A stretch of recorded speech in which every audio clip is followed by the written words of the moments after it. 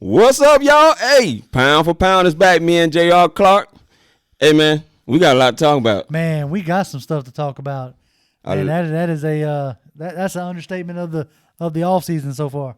So before we get started, we do want to remind everyone that may not know, and we appreciate everybody already chiming in the chat room. Okay. We are moving to every other Tuesday. Right. It's not official off season yet because Super Bowl is not over and all that, and all the teams are not on the official off season. But it is a little early off season for us, but that will be the off season schedule. Yeah, that's what we're going to try to do. Obviously, stuff may pop up here and there, but initially, what we're going to attempt to do is to go to like every other week, and that way, we got some time to watch film on some draft prospects, and we got time for interesting news to come out, like some of the stuff that has dropped today. So I guess without further ado, let's get into it. Let's just start with where Charlton Nash takes it. Let's do it. He said, could the Falcons' new uniforms resemble Mercedes-Benz Stadium? Y'all's thoughts? I don't know about that, if it resembles the stadium, but what do you think about just having a new uniform? It's time. It's been time. I mean, we have to have 279 seasons in order to finally get to this day. I mean, it does kind of feel like a PR move, more than a logical move, but it is definitely time. That is an amazing news to drop on the way to the office today. Yeah, I definitely love that we're about to finally get some new uniforms. I can't wait to see what they're going to look like. No doubt. You got any predictions on what you think it might be, like color scheme wise, or do you think we're gonna go back with like an old school logo, or what you think? I don't want to see the old school logo. No, I don't. I really don't. As much as I love the old school logo, and it has that obviously that old school feel to it, right? And I would like for it to keep that old school feel. Does that make sense? Like, okay, I guess a good analogy is, everybody likes turkey on Thanksgiving. Mm-hmm. Everybody enjoys turkey. But if you had turkey every Thursday, eventually you'd be like, turkey's just turkey, right?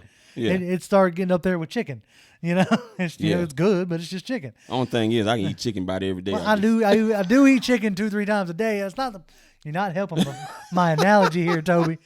But what I'm trying to say is, I think if you had the old school logo again, it would start to lose the nostalgia that everybody has for it. Yeah. Right. Yeah. So, and I'd like to be able to still have for them to have their throwback games, and there's, I enjoy that when they bring those out once or twice a year. So, what I would like myself, and somebody's coming up with the Vic logo. He says, can we call it that? I think it was called like Game Changers, what that little video that they put out, they labeled it Game Changer. I really like that color scheme, like with the black jersey, the black pants, and the red trimming on the around the letters and the numbers, and the red stripe on the arms. I really enjoyed the way that looks. So something like that would be great. Yeah, I would be up for something like that. I do want something that is going to be comfortable to the players, to make them possibly play a little bit faster. I mean, look, at this junction, we've seen it in college all day long. And these guys, yes, they're professional athletes, but come on, we go out and buy the gear. I mean, I'm rocking this Run and Hit shirt from 2015 because it was one of my favorite designs. What did Deion say? When you look good, you play good. Yes, sir. So, why can't you, have that same feeling, right? Ultra Shadow says, I am fine with the current logo. Yeah, I like the current logo. I hope they keep it for sure. I don't think we need a total logo redesign myself. But that was some exciting news that dropped today. Some other news that's dropped in since the last time we were in here talking. We hired some new coaches. Yeah, just not exactly the ones everybody was hoping we were going to hire. Well, no, I didn't get Mike McCarthy, but you know what? I'm going to run with Dan. Since, we're gonna see. Fred Butts is in there. Fred Butts. I'm going with Dan Quinn. I'm gonna go with Dan Quinn for 2020. I just want to see what he's gonna do, but I'm liking the moves that he's made so far. That what was the Joe Witt Jr. Joe Witt Jr. Mm-hmm. Everybody seems to be real excited about him, and then that Tosh Boy, yeah. Lopayo. I don't know how you say it, but anyway. However the case, we did dip into the Browns coaching staff stash. Yeah, but the Tosh guy, he's got Alabama connections. Yes, he does. And you know he does. that Quinn is good friends with Saban. Yeah. So that doesn't surprise me there. I mean, that's how we ended up with Sark, you know. So it doesn't surprise me with that, guys. But everybody seemed to be like the general reaction to those hires seemed to be pretty pleasant. I'll have to say, for the most part, I don't I don't know a ton about other people's defense like assistants. Does that make sense? Yeah, no, like, I feel you. I know there's some folks out there on Twitter, on the Twitterverse, that just like they will track every assistant from everywhere, and I don't have that kind of capacity to do that. But I'll be interested to see how they affect our team, right? Yeah, what it does do that I see Dan Quinn doing is he's brought in more authoritative voices. Yeah. These guys got strong voices that can carry across the yard. And they're very energetic, both of them. Now, what I remember about Joe Witt Jr., since he's been with Mike McCarthy a long time, 2011, when their defensive line, they couldn't really get a pass rush going, it seemed like they kept getting pick sixes. Right. Their secondary was playing wonderfully, and the linebackers as well. One game that came to mind when they played against the Chargers in 2011. Watching that game, how they got a pick six out, they may have gotten two in that game. And that is what has gotten me gravitated to Joe Witt Jr. Okay. Now, I'm not as familiar with Taj. Myself in that regard. Yeah, I'm not either. So it's going to be interesting now with Raheem Morris moving to the defensive coordinator role. Yes, I think you needed a strong voice at the defensive backs coach. So I'm glad to see them get the Joe Witt Jr. Because the Browns, where they may have lacked everywhere else, seemed to always had a cohesive secondary. Yes, so, they did. Yeah, I'll be interested to see how he does and that could signal like the fact that you that you might be letting go of Trufant if you're bringing in somebody who's real good with young guys. I mean, you could very well be doing that. I mean, this dude does develop guys pretty well. I would have to say he's better than Jerome Henderson, who was one of my favorites, who I thought would have an exceptional year with the cornerbacks. But, you got these young guys with Sheffield who had a pretty good, decent rookie year. You want to see him go to the next level. Isaiah Oliver go to the next level. This guy definitely, in my mind, will be that guy can help to elevate them to the next level. Well, good deal. Okay, well, that's good. When along the coaching staff, we also had Mike Mularkey retire. Yep, he's gone. And so they, as I have, seen, I don't think they've named a tight ends coach yet. So there's a lot of speculation that this Ben Steele. Yeah, I almost want to say Bob Steele. No, I got you. Ben Steele may take that position over when he gets back from coaching down at the Senior Bowl, or it's I think East-West Shrine game. Is he coaching at the Shrine game? Okay, I tend to get those not confused, but stuff like that mixed up. So to have him coaching down at the Shrine game, so I'd be interested after this weekend when the Shrine game's over, do they promote him to tight ends coach? Yeah, that would be interesting. Speaking of the East-West Shrine game, I hope many of you are gonna check that out. A lot of times those guys don't get drafted, but they're trying to at least still fight for getting on the team after the draft is over. Now, there'll be maybe a couple that will get invited to the Senior Bowl if they have great performances at the East-West Shrine game. We shall see if any of them, get invited to the Senior Bowl next weekend. Yeah, that's where you get the interesting with the East-West Shrine game is to see who stands out to get invited to the Senior Bowl. Yeah. There have been, if I ain't mistaken, that's, what happened with Garoppolo a couple years back. Yep, yeah. He balled out at the East-West Shrine game, then got invited to the Senior Bowl, and then, the rest is history with the Patriots and now San Francisco. So, do you want to get into the playoffs a little bit? Yeah, let's get into it. All right, cool. We got to address the elephant in the room. Well, okay, the look. Shanahan elephant Yeah, in the room. we'll get to the Shanahan elephant and the LaFleur elephant in the room. But let's start out with a positive note. Yeah. The Saints and the Patriots both lost in Wild Card Weekend. Ooh, I wouldn't have saw it. Dude, I wouldn't have thought it. Man, I mean, I was so hyped the next night after that was over. That Monday night, actually, I could not get to sleep. So I'm sorry. I was pumped that the Saints were out. I don't know how you guys felt about it. I'm sure y'all was super excited too. But for them to get knocked out of the first round like that. Oh, dude, that was amazing. At home.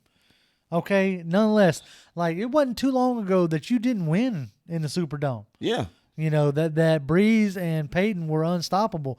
And speaking of Breeze, wow, does it look like the breeze is blown? Boy, that arm is that arm looks horrible right now, man. The longest pass was thrown by Tyson Hill.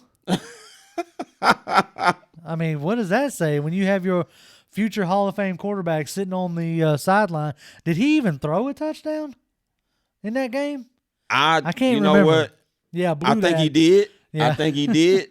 But there was a touchdown he should have had, which really indicated to me that his arm was done. Right. I mean, when you hit a guy just short of the 2 or 3 yard line from getting into the end zone, and you got to use up an extra play or two just to get in, that's not good. Cause the old Drew Brees would have hit that touchdown. Oh yeah, he'd hit that problem. in stride, big time. But yeah, it's that was a beautiful thing to see them lose. Like I said, at home, and then the next day to have old man Brady look like old man Brady. I kept waiting on, oh well, they're gonna come back anytime now. You know, they're gonna get clicking. No, they never got clicking. Man, them Tennessee Titans, they have been a shocker, dude. That has been a pleasant thing to watch. Yeah. The Tennessee Titans for sure. Running the football still works. Oh yeah, it does. You gonna bring that up? I'm just saying. I'm just saying. Look, Derrick Henry has been a machine. Oh, dude, he has been a freight train, dude. Now we're gonna find out if he still has something left when he gets ready to play this next game against Kansas City, because they've been running a mess out of him. Oh yeah, those last 2 games. Look, Tannehill only had 80 yards, under 100 yards in both those games. Yeah, I both believe, those games, right? So because they've been running it so much, right? So yeah, we're gonna see what he's got. All right, before we move on into the other playoffs games, I want to hit up some of this in chat. Like the early chat was talking about uniforms, so we kind of covered that quite a bit. Let's see. We're going to start here at we're going to go with B Strong. What's up, B Strong? Says, which of these Falcon players do you think will be on a roster next year? Hooper, Mack, Freeman, Beasley, Campbell, or Claiborne? Well, we're going to get into the free agency talk here in a little bit, but we'll go ahead and kind of answer that in a sense. I think Mack will be here. Yeah, I don't think it's his last year. I don't think Beasley will be here. I don't think Claiborne's going to come back. And Freeman and Hooper are a toss-up. Toss-up. Big time. Yeah, I think Campbell's contract would be affordable to keep him. Yeah, I think so. So let's see. Unless he tries to get super crazy. Right. Yeah, right. Unless he tries to get thinking he's nuts. more than what he's worth. Let's see. Cody Ball says still doesn't offset retaining Cutter. I agree. All the coaching moves still does not offset. But I got some interesting things I want to say about Cutter here in a little bit. But so please stick around for that. Fred Butt says, what do y'all think our biggest needs to win a championship? Consistency right now. Yeah. I think if we can get consistent play on both the offense and the defense, we've shown the second half of the season that we can play with anybody. Yeah, special teams, man. Right. I mean, Ben Cutwaker, you guys know how I feel about him. I think, he's been a breath of fresh air. For sure. So far, yeah. Let's see. Keenan Lewis says, do you see special teams playing big game this weekend? 3 phases. It could. It very well could. I like the special teams. Like I like where our special teams is at right now. Yeah. That's what you just said. Speed Falcon for Life says, I still have a problem with TD because he's the reason why our defense is not good. I mean, he's got a lot to answer for, too. This is going to be a make or break year for him. So Keenan Lewis followed up with Blue Dat. Hashtag Blue Dat. Anthony Wright says, thought we have $12 million freed up in cap space, and the NFL has raised the cap number. All these teams. Yes, I mean, we did free up $12 million. The cap number is going to be higher. Yeah. But that still isn't going to leave us with a ton to work with. Right. We're still going to have to get creative, and we'll get into that stuff as the off season goes on. Jew Talk Sports says, "What's up, fellas? Rise up. What's up, Jew? What's up?" Ultra Shadows responding to Fred. Marty Young, what's up, Marty? Says, I called out of work after that weekend, Toby. Oh, that's great. Let's see. Dom Kennedy Harris says, in Panaza or Kinlaw. We're definitely going to get into that here. Yeah. We got some discussion on that one. Because I have my guy. Right. Do you have your guy? Well, maybe. Let's see. It's possible. Hey, the She Cave is back. So, the Texans took some shine off of us, 24 lead that they blew. Yeah, that took a little bit of shine, but that was in a playoff, not a Super Bowl. So, no. Oh, yeah. People still going to bring that up. We finna talk about that, right? Ultra Shadow says that Taysom Hill didn't throw a touchdown. He caught a touchdown pass from Breeze. Okay, yeah. That bomb that he threw, it was just a 50-yard bomb. It was the longest pass in the game. That's what that was. Kojak says, "What's up, Pound for Pound?" What's up, Kojak? Appreciate you stopping by. Over here we're talking about wanting to keep Claiborne. Sensei says he wants to keep Claiborne. Depends on what his price is. That's what it always comes down to there. Brian Smith says, "Y'all crazy 44 rules." I'm assuming he's talking about Beasley. I don't know about rules, but we can get into that here in a little bit too. Let's see. Wound Carter says, "Y'all have the opportunity to make." Did we have the opportunity to make the head coach of Green Bay an OC? We did, and we could talk about that now. Kind of leads into what we were talking about a second ago with the playoff. We had a chance with LaFleur to make him our OC. We could have kept him from. I think, did he go to the Rams right after us? Or did he follow Shanahan? I'm trying to remember. I think he might have went to the Rams. He went to the Rams, and then he ended up becoming the OC of Tennessee Titans. Right. And then that led to him being right. And it's I'm going to go ahead and call it. Even when he was an OC of the Titans, now you can blame it on Mariota or you can blame it on whatever. But he wasn't really all that spectacular. And Green Bay's offense hasn't really been all that spectacular. No. The reason why they're in the game they're in is because of their defense. Yeah.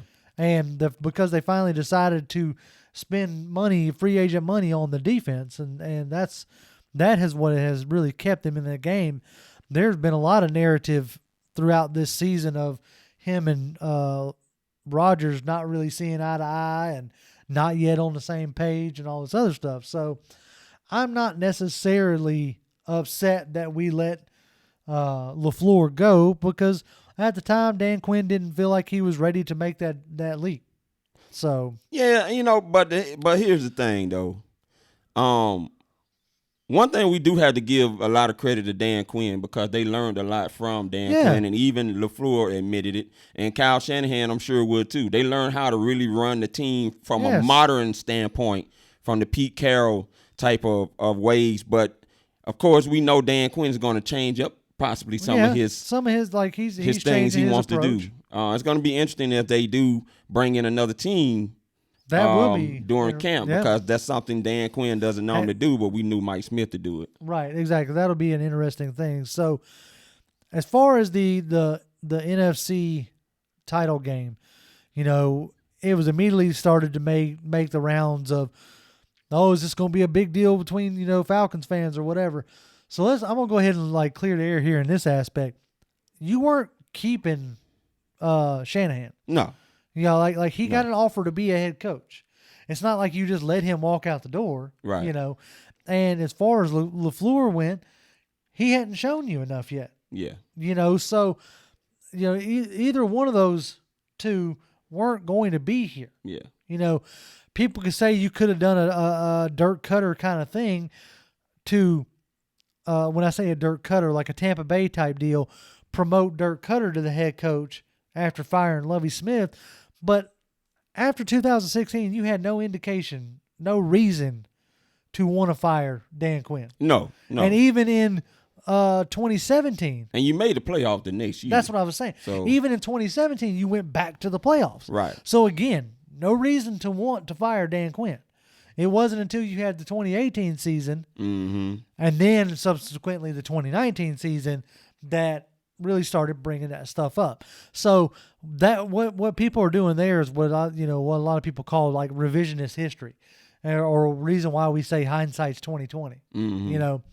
But honestly, myself, I am not a huge like personality wise or fan of Shanahan. I think he's kind of douchey or whatever. And if y'all also remember, 2016 was the only time so far he has had the year that he has had. Right. Does that make sense? Right. And I mean, they built the defense over there too. Exactly. And that's what I was going to say. The defense is the Yeah. reason why they're where they are. Yeah. There have been times that their offense has struggled. Yeah. Now, they've had some offensive explosions. We all remember the 48-46 against New Orleans. Yeah. Or I think it was 46. I know they scored 48 points. But there have been plenty of times where it's their defense that won them that game.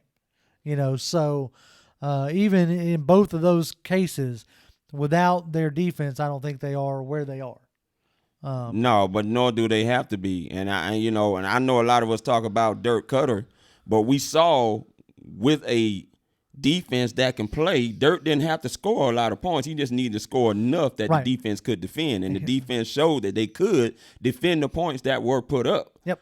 by this offense. But No, the Kyle Shanahan thing, the only thing that has me bitter about Kyle Shanahan is that we saw this weekend past that now he wants to run the football with the league. Right. Yeah, of course.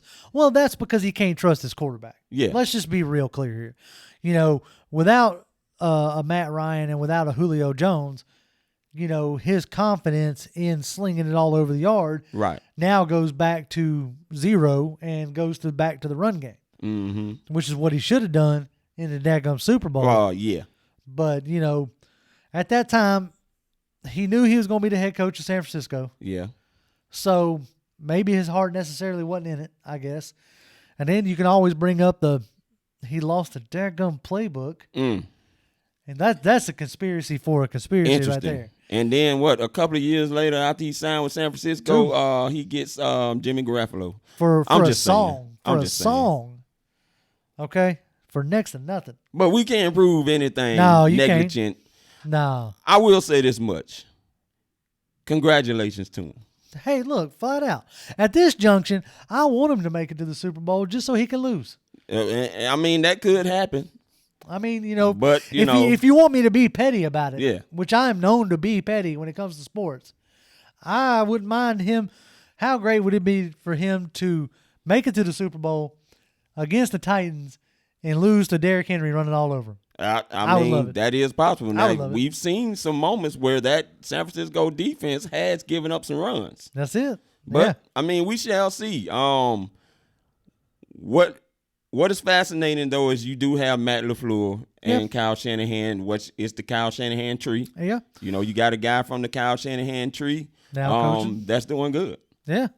So it'll be an interesting game. Same Yeah. thing with Pat Mahomes and the Derrick Henry showdown on the Yeah. other side of the ball. Yeah. So I mean the playoffs are shaping up. At least it ain't the same teams. No, at I'm least glad it ain't of that. At least it ain't the Patriots. At least it ain't the Seahawks, the Saints. Yeah. Green Bay, yeah, but we'll see if they make it. All right. So now, do we want to? I'm seeing a lot of comments popping up. Do we want to go ahead and transition into some of this draft talk? Let's do it, man, because Okay. that's one of the biggest reasons why we're here tonight. It is. To lightly touch up on it, because we got so much more that we're going to talk about throughout this year leading up to the draft in April, right? April 23rd, I think is the first night. Yeah, 23rd through the In 25th. Las Vegas. Yeah, old Vegas. That's going to be interesting to say the least. When the Raiders. Yeah, they the first time they get to be gonna put be up on in the there. put on the national stage like that. Yeah. So let's see. So first round, 16th overall pick. Who you got? Who you thinking? And Say- in let's- this year's draft, Yeah. the And this- Atlanta Falcons will select at Will the pick- 16th pick Javon Kinlaw Okay. from South Carolina. I got you. Okay, now Kinlaw is a real interesting prospect. He is a mammoth of a dude. Mm-hmm. It's like 6'6", 330. Yes, sir. About 310. About 310, 315, yeah, something okay. like that. I think I'm 330. I was thinking about somebody else, and is real good at penetrating. Yeah. He's a penetrating defensive lineman, holds up his blocks real well, does good against the run game. The only negative I saw is sometimes it's almost like he got tunnel vision. Yeah. Like when he engaged with an offensive lineman, sometimes it just became about, I'm going to destroy this offensive lineman. At least is what it seemed like to me. And you'd end up having the running back just kind of squirt past him. And it didn't even look like he was trying to disengage. Yeah, you've had some moments where you've seen that, and sometimes he's gotten stood up. But for the most part, because I like his get off. Oh, yes, he has got some tremendous get off. He has a get off very fast off the ball. Mm-hmm. And you put him next to Grady Jarrett, which that's why I know a lot of people have us, they want us to take an edge rusher. Right. But I really feel like that interior is where you got to put somebody with Grady Jarrett. Yeah. Now, okay, correct me if I'm wrong. Now, we've all well documented that I haven't followed football for a real long time. But back in the day in Tampa, you had Warren Sapp and who was the other defensive lineman next to him? Was it Seymour? Mm-mm. Somebody help me out in chat. There was a second defensive lineman because when Tampa's defense was nasty, they were coming at you from the middle. That's the point I'm getting at. That they were. And I'm wondering if we can build something like that here in Atlanta with, a Kinlaw and a Jarrett.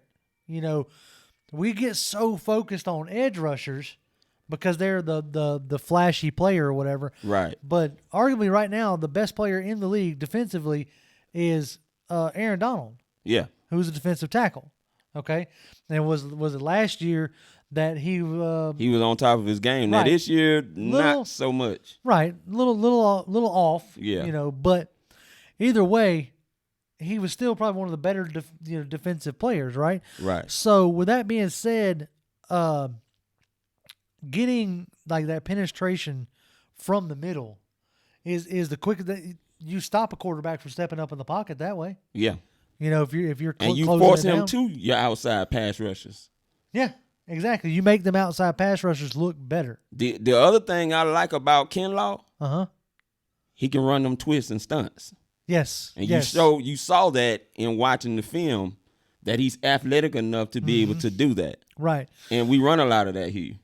Yeah, exactly. That is something that has become a staple of the Dan Quinn defense. He went away from it early part of the year, but then when the defense started clicking again, you saw him getting back to those twists and stunts. And that's something I think that they really need to focus on, you know, and make it a mainstay, make it your identity. I just think your strength right now would be the interior, and you need to continue building on that.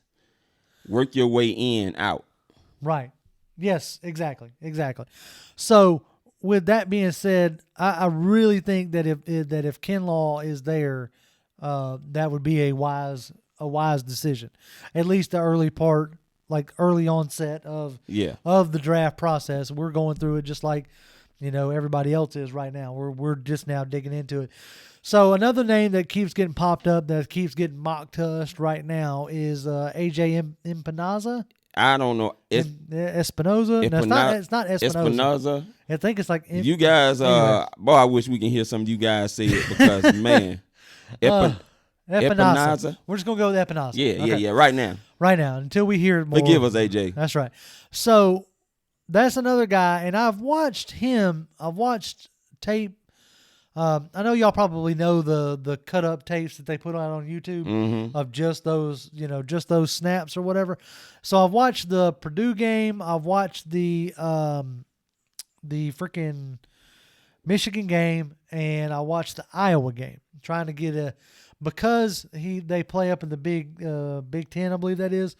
They don't play any of like the major talents. Yeah. So had to watch a little bit more of a smattering. I'll tell you this, the guy gets double and triple teamed a lot. Yeah.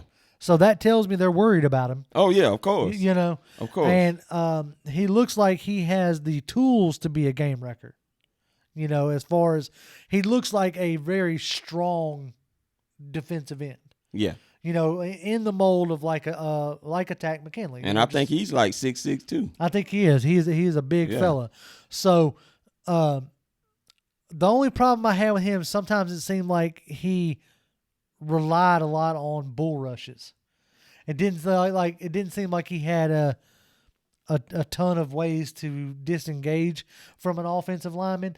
I saw like it was either a bull rush or it was there's probably a different term for it, but I call it a grip and rip, where they like grab you and try to like sling you, you know, try to sling the offensive lineman.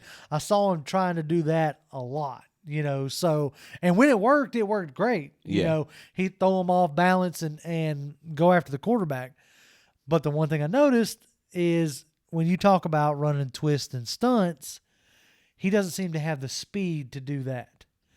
Like when they try to do it, he was always real late coming around and trying to get into the middle. I don't know if you saw that or not. Well, Adrian Claiborne wasn't that guy to do that either. No. But the one thing he did have success with what you notice about AJ Esperanza is that club move. Yes. That brought Adrian Claiborne a lot of success. And if you take him at 16, you've already coached a guy similar to that. Mm-hmm. So you kind of give yourself an opportunity with that player comparison to have some success because you've already seen it. Okay. So in a lot of ways, I guess your player comparison is more of an Adrian Claiborne. I mean, not just ironically because they're both from the same school, right? But they use that same club move, what you saw him have success with in college, in the few games that I did watch. So I like AJ, but I'm more leaning toward Javon Kinlaw. Okay. Yeah. I feel you there. Like early on anyway. Right. If I had a choice between them two, that I think I would go Kinlaw. Yeah. I think you could find a pass rusher in the like early part of the second round. Yeah. Or potentially package both your second rounds and get back up into the first, you know, or a second and a third and get back up into the first and get you another pass rusher. Because you had that Gross Mato? Yeah.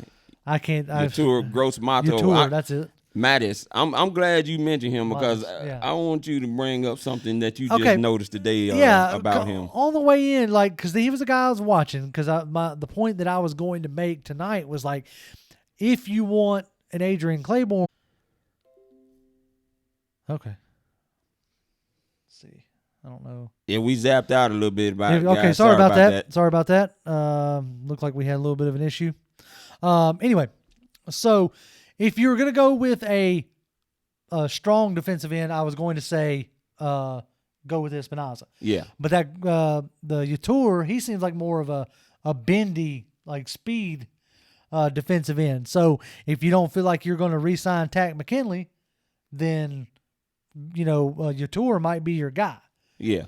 But the thing that came out today was somebody is a few people. Yeah, a few people are claiming like harassment and hazing and negligence from Penn State. Yeah. And why that's a big deal is because in the legal papers that were filed, Yatur's name was brought up. Yeah. And if that's the case, that could potentially hurt Yatur's draft stock and maybe even make him to where he's not draftable at all. I mean, it could. I mean, when you start talking about showing genital areas, and trying to put it on people, that ain't cool. That's not somebody I want on my team. I'll put it to you like that. But we already know that's going to be heavily investigated. Oh yeah. When he has to go to the combine, he's going to have to talk to so many people, general managers and coaches about that. And they're going to ask him about what was the deal with that situation. Now, he might say he can't talk about it because of legal reasons. He may not want to say that, but I mean, that may be his excuse for getting out of it. Right, that may be what he has to do. But I do like him. Yeah, I like it too. I like his speed. I like his bend. Yeah. Like I said, if you felt like you were going to let Beasley walk, he could be a replacement. Yeah. So now he puts me more in the mind of Greg Hardy. Yeah. When I watch him. Okay. And Greg has had some success with the Carolina Panthers when he was there. Yeah. So that's another player for me in my mind with player comparison. I don't know if the Falcons would draft him because he's not similar to something they've already worked with before, but now I could see Washington is probably going to take Chase Young, like someone mentioned in the chat. He's probably going to be their guy. Right. But it'll be interesting to see if this hurts your tour with the information that has come out. I mean, he might be there late in the second round or maybe even the third round if this stuff looks somewhat, damning or questioning, Yeah. So we talked about Kinlaw, we talked about Espinoza. Now I want to throw out a scenario. Let's go. What would you give up to get Chase Young or Derek Brown? Because it looks like both of those guys are going to be well out of our reach. I think you would have a better chance at Derek Brown if he's the interior guy that you want, because Derek Brown was on my wish list. But I mean, you got 2 second-round picks. Yeah, and as you brought up earlier, Dimitroff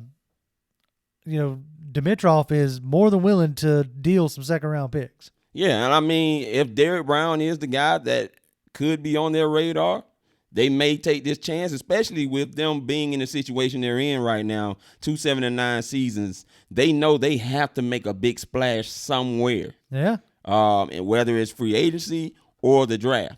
Right. Yeah, they're gonna have to make make a splashy type move, I think, just to try to reinvigorate the fan base, if nothing else. Yeah. Let's see. We're gonna go ahead to some chat questions chat comments real quick. I'm gonna scroll all the way back up. Boy, you guys are chatting heavy. Yeah, up boy, in here y'all tonight, are boy. doing it Appreciate quick tonight. it. Yeah, thank y'all very much. All right, we're gonna start with Anthony Wright. Says when Washington drafts defensive end Chase Young, they'll have 4 former first rounds on their D line. Yeah, they will. Montez Smoot, Jonathan Allen, Deron Payne, and Chase Young. No, yeah, that would be. Boy, that's they better that's get some. I mean, very formidable. Ron group Rivera's there, got to be getting excited about that. Yeah. Let's see. Very. Dom Kennedy here says Neal is my favorite player on the team. Hope we hold on to him. He's going to be interesting to see what they do with him, because that brings up the point of what do you do with KZ and Allen? Right. The second half of the season, KZ and Allen showed that you need to keep both of them on the field, and they work really well together. You can't mess that chemistry up in my mind. So now that you have what you can say is, injury plagued Neal. Mm-hmm. When he comes back, what do you do with him? Do you automatically just put him back in at strong safety, or do you try to convert him to a hybrid player?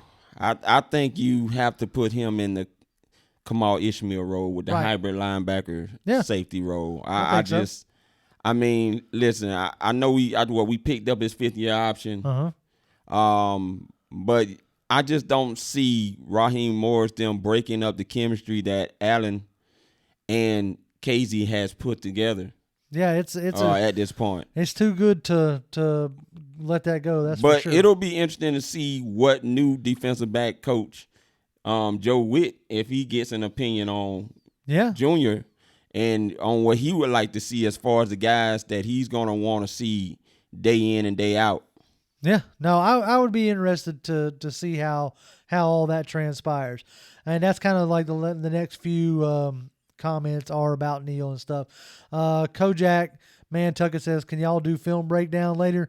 Breakdown for I'm of two minds on that. The film breakdown, I don't really have the necessary equipment to try to do film breakdown, but I may look into doing some of that stuff in the off season." We are in the off season, but later on, let me try to experiment with getting film to play while we're both playing, technically wise. Let's see here. Anthony Wright says, okay, he's talking about Washington again with the former first rounds. Richard Davidson Richardson says it's been 2-3 years and we haven't picked an interior defensive tackle, And we know that's the main place to address. Do you think Derek Brown will fall to us at 16? I don't see think it. so. Unless he just has a not great combine and not great pro day. That's about the only way I'm going to see him fall. But I highly doubt he's going to fall to 16. That's just, I just don't see that happening. Dom Kenny Harris says Jordan 100% agree on Neal to the outside linebacker conversion. That's kind of what we were talking about before. He already plays pretty much on the line of scrimmage anyway, so it would be interesting to see if they decided to do that. Let's see. Sensei says, I think Neal will replace Campbell. Now, that could be interesting. Yeah, that's a possibility. And if you really wanted to, like the way you used. But here's the thing. Campbell has shown he can be valuable as a pass rusher as well in blitz packages. So you wouldn't be able to necessarily Neal hasn't shown as strongly in the blitzing area as Campbell has. Yeah, no, Campbell's got a real knack for blitzing. So. And he looked even much better under Raheem Morris and Jeff Albrecht doing it. I think so. Than in past years. Yep. Let's see. Anthony Wright says AJ Espinoza is 6'6", 280. Perfect, pure 4.3 pass rusher. Yep, he'll be there. He says we'll be there at 16, but he don't think Kinlaw will be there at 16. Kinlaw, you never know. You never know how it works out. Kinlaw is supposed to be playing in the Senior Bowl on the 23rd next weekend. Okay. He did accept his invitation, but sometimes when a player finds out from their agent they could possibly go higher without having to go to the Senior Bowl, they'll cancel out at the last moment. I remember Khalil Mack decided not to go. So we'll see. We'll see how his performance the off season transpires and keeps rolling. We're just now getting into this stuff. So Richardson says KZ is an animal at safety, even though he wants to play corner. He's a better safety than Rico at free. He calls me. I want to keep KZ at free safety. Yeah, he fits flat there. out. He does good. His ball hawking. He's done it 2 years Yep. now, so I think he will be more comfortable there the third year in that role. And Allen looked very good playing down at the line of scrimmage. Yeah, where he could be more of a field general at that point. I love the fact that they did a lot more pattern matching, which is not easy to do. When you're matching up and running the routes for those receivers and tight ends. You saw it big time against Tampa Bay when he got that interception on that tight end. I mean, he basically ran the route for the tight end and was right there in position to intercept that ball. Let's see. Brandon Levy says, love the show. Thank you for that. Keenan Lewis says, hit the like button. We appreciate it anytime y'all hit the like button. Yes, sir. Like, subscribe, share, all that good fun stuff. Jordan Daniel says, we need to convert Neal to an outside linebacker or linebacker. He's our enforcer already. That's what we've been saying there. Sensei says, I think we can put Gano in at left guard or draft one. I think you draft a guard in the second round, second, maybe third round. Let him and Gano, let whoever you draft and Gano fight for, that position. You've already sunk, 2 first rounders in your draft last year on the offensive line. I don't necessarily see him sinking another first rounder. Let's see. Brian Smith says Neal's a safety. Team plays different when Neal's out there. 4'6" Bear. Neal is definitely a safety. I think you could start maybe seeing some more big safety, like big nickel. Well, they was going to do that this Wilcox. year. But when Wilcox went down and you started getting thin at your safety spot, you couldn't do the big nickel like that. But I think with Neal coming back and now seeing that it's confirmed about Allen, you've seen where he really fits. Yeah. And KZ. So now you have clarity on those two guys. I think you'll have clarity on what to do with Keanu Neal. I think so.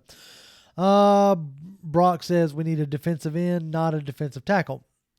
Yes, you're right, but I don't know if in the 16 range, where we're at, if there's going to be a defensive end other than AJ Espinoza that's really worth taking. Now, I will say this, and I haven't gotten deep down into the free agency, but Shaq Barrett is supposed to be hitting free agency if Tampa doesn't re-sign him, and we've seen the year that he had. Yeah. He would be a great excellent replacement for Vic Beasley. I would think so. And, so it'd be interesting to see what we do there at defensive end, whether it's the draft or whether it's free agency. I haven't really gotten into who all is going to be a free agent, but I think Ryan Kerrigan is going to be a free agent. And he just might. But I'm glad you said, because the free agency actually looks better to me than what's in the draft. That's possible, at least in the edge rusher. Yeah. Edge rusher sense. From an early look. Right. And now, like I said, all this is like you're probably going to hear us, change our tune 4 or 5 times as we get closer and as we do more in-depth studying. Ghost Pepper says, I just hope Thomas Dimitroff doesn't approach the draft like we're one piece away from being a playoff contender, knowing that we got glaring holes to fill. I think he's talking about like not necessarily selling the farm to go get a Chase Young like we did in 2011 for Julio Jones. Now, it worked out for Julio Jones, obviously. He was a generational player, but I can understand the sentiment of not wanting to really sell the farm. Yeah. All right, so we're going to get into more draft later on as the months progress, as we get closer to April. So what I want to transition into now is somebody says, oh, Ryan Flanagan over here talking about he's a big Saints fan. Well, okay. Well, we appreciate you being here. Thank you. And thank you for sitting on the couch with us for the rest of the playoffs. We appreciate that too. Anyway, so let's do transition into some free agency type talk. And it's going to be a kind of weird transition because the first thing I want to do is earlier this week last week, you had that little blurb come out from Vaughn McClure talking about the team may let Campbell, Beasley, and Hooper walk. Yeah. And that got everybody up in a tizzy, the Hooper part, not necessarily the Campbell or the Beasley part. And that got everybody up into a tizzy about whether we should keep Austin Hooper or if we should. Now, I am going to go on record right now saying I hope we figure out a way to keep Hooper. Yeah. That's just my opinion. Matt Ryan and Hooper have put in a lot of work together to get Hooper where he is. And Hooper, in my opinion, is a top 5 tight end in the league today. Yeah. With the potential of being a 1A, 1B with, a Kettle and Kelsey. Right. You know what I'm saying? Right. He could be in that conversation, right? So, with that being said, that got me thinking, is Cutter dependent on tight end? Is his scheme dependent on tight ends, right? And I got to looking at his time in Tampa and his time in Jacksonville and his time here the first time around. And I noticed something, and I want to see if you agree or disagree or if chat agrees or disagree.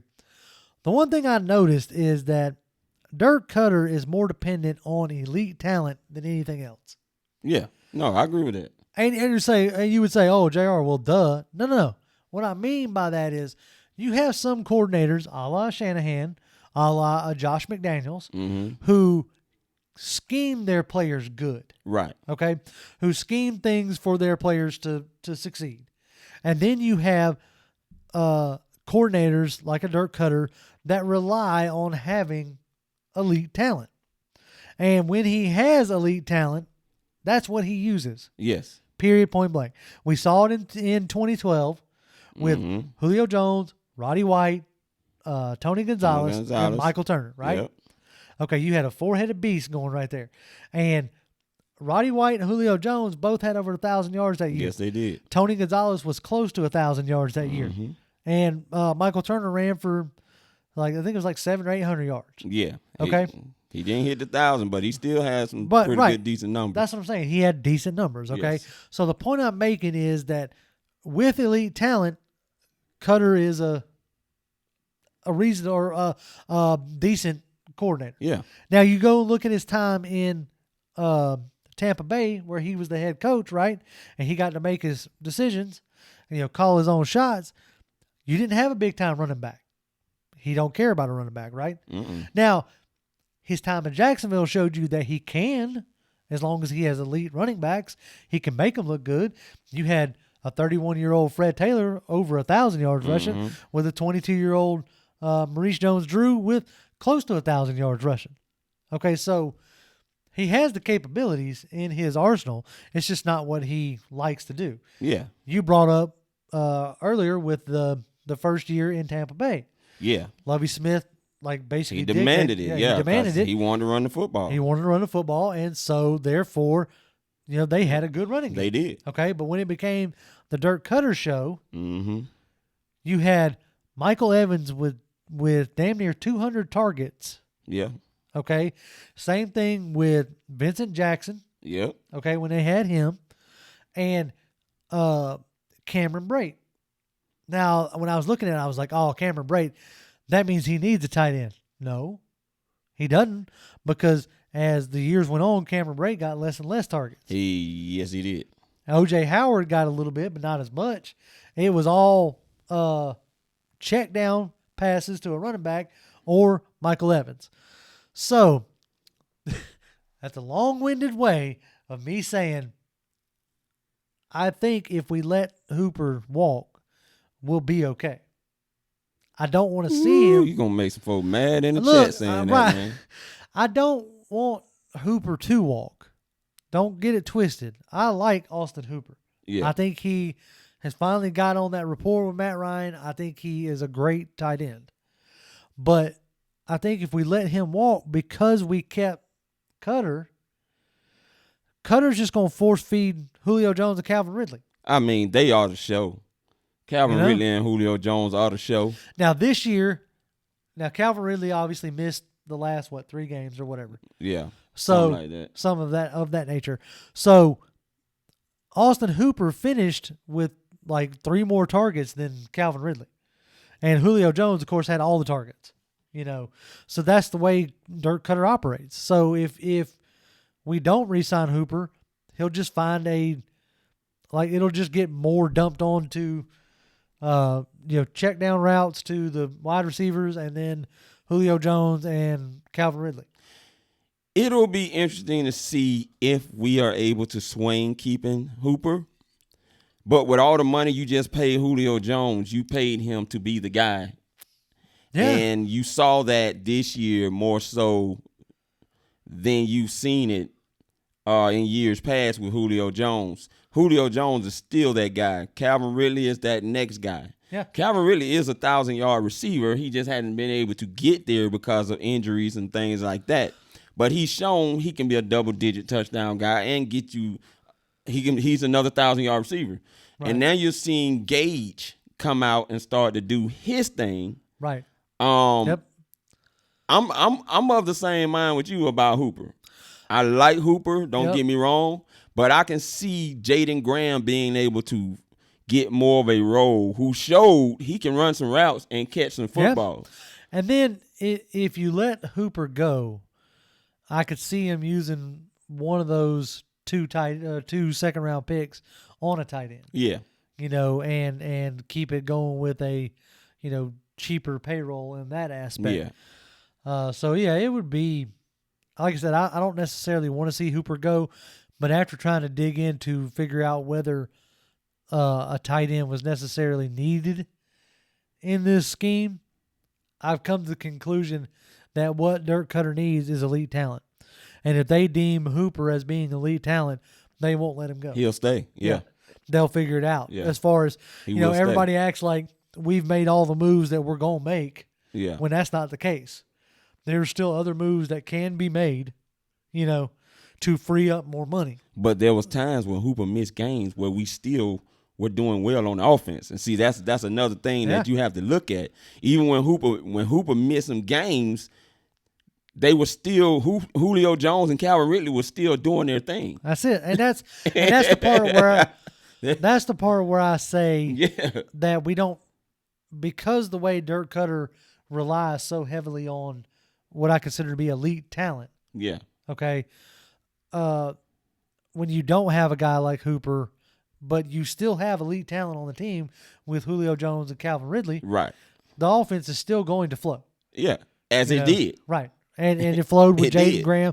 But see, he did that stuff, as much as we like to dump on Cutter, I mean, his scheme made Adam Humphries look great. And I was just about to say that. You know? Adam Humphries had a boatload of yards Right. last season, along with Chris Godwin and Mike Evans. Right. Not named the tight end. Not Cameron Brate. Not O.J. Howard. Mm-mm. So, like I said. I think you're hitting on something. Right. There, If Hooper wants a crazy amount of money. Which I believe he will. Which I don't see why he wouldn't. Yeah. You got to get it while you can. Because I would. Yeah, exactly. You got to get it while you can. If Hooper wants a crazy amount of money, I could see him. Somebody said like the Patriots. I could see him end up as a Patriot. And that may be exactly Gronk, where he's going. Finally getting a Gronk replacement in a sense. Which makes a lot of sense. And then you're looking at the attractive. I don't know what the compensatory pick would be. I think somebody said like a 4th round pick. See, so you're basically trading him for a 4th round pick. What you got him in the 3rd round. You got him in the 3rd round, and you get a 4th round for him. And you could and also look at the Vic fact Beasley roll. Then what would that be for his compensatory pick? If you don't bring in it's got to at least be a 3rd. I'm thinking. Yeah, that's got to be a 2nd or 3rd. Yeah. Somebody I've seen his name pop up a couple times now. They're talking about getting Eric Ebron for cheap. Yep, and Eric Ebron is out of Indianapolis because they don't like his attitude. Right.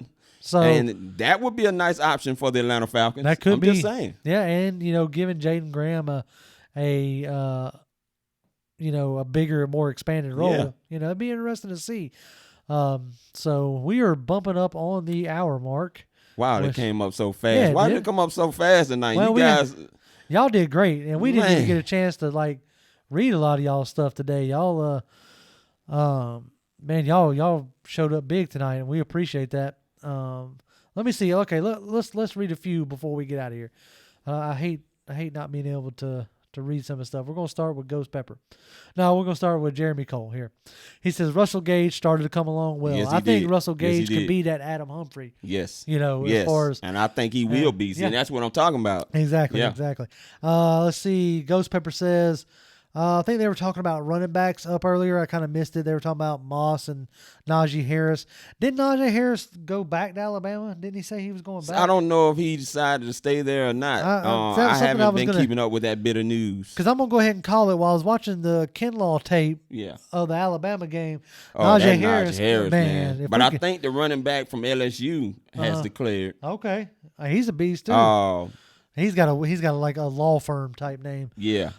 Anyway, so B Strong says our lines are more important than Hooper. I would agree there. Yeah, and they are. I mean, if you I ain't trying to sacrifice the lines. If for the Hooper. line is decent, you can plug in another tight end. I'm just saying. Look at what 2016 in the Carolina game, he hit 2 undrafted tight ends back to back. Yeah, so for those touchdowns. I mean, I would love to keep Hooper, man, and in a.